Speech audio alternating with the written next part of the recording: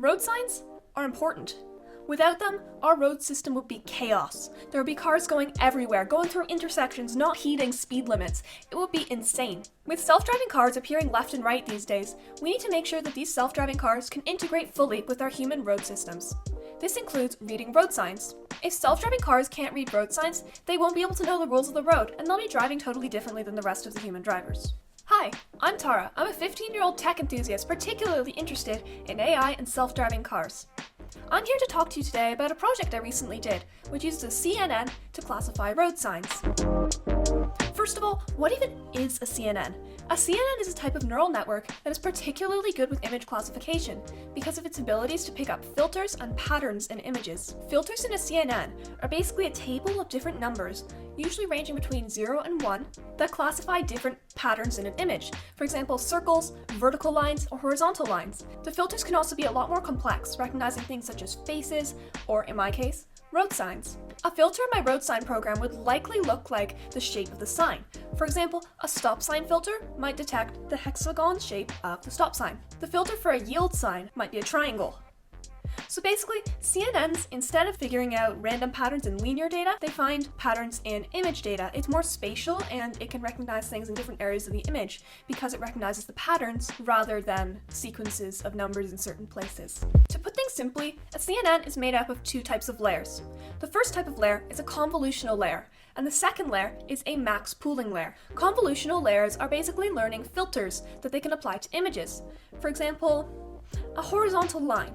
The filter would look like this. It's a sequence of numbers that signify a pattern in an image. The convolutional layers go over the entire image looking for instances of this pattern. Max pooling layers are basically simplifying the output of the convolutional layers. Max pooling layers essentially decrease the size of an image. They lower its resolution and take only the important parts of the image and pass them on to the next layer. For my road sign classifier, I used a neural network library for Python called PyTorch.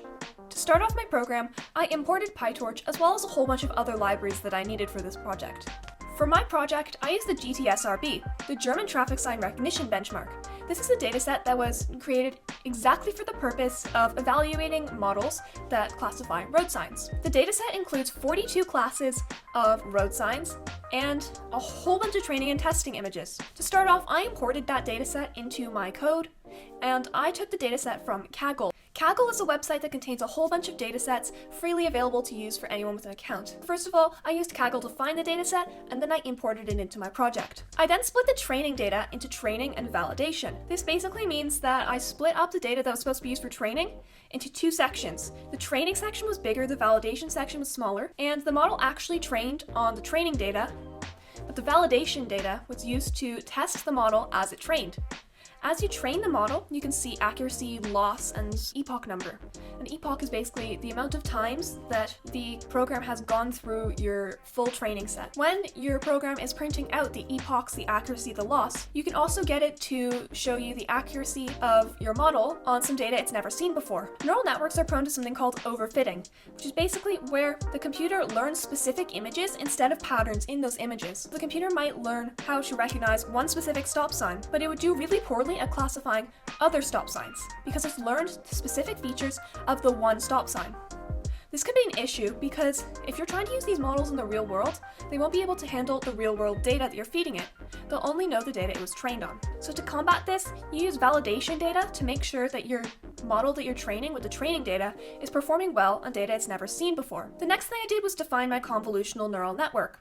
You can see the convolutional layers I described before, as well as max pooling layers, and an activation function. Once the neural network was defined, I used the atom optimizer and the cross-entropy loss function to train my model. If you want to learn more about the cross-entropy loss function and the atom optimizer, I'll link some other videos in the description. Here you can see the output I was talking about before, with the loss going down, the accuracy going up, and how well it's doing on the validation data. Once the training was all finished, I tested my model on a whole bunch of new images, 10,000 images to be exact. This dataset came with 10,000 images set aside to test your model on. My model did really well in the testing images. I believe it was 91% accurate on these images. Here you can see the output along with the predicted and actual labels of 30 of these test images. My model can correctly classify 9 out of 10 road signs that it sees. This is pretty good, especially for a beginner at AI like me. And that's it. That's how I programmed a a computer to recognize road signs. If you're interested in seeing more of my work, feel free to subscribe and like this video. Also subscribe to my newsletter. I'm planning on doing more work in the self-driving car space, perhaps using the Cityscapes dataset or something similar to perform semantic segmentation on some images. See you next time!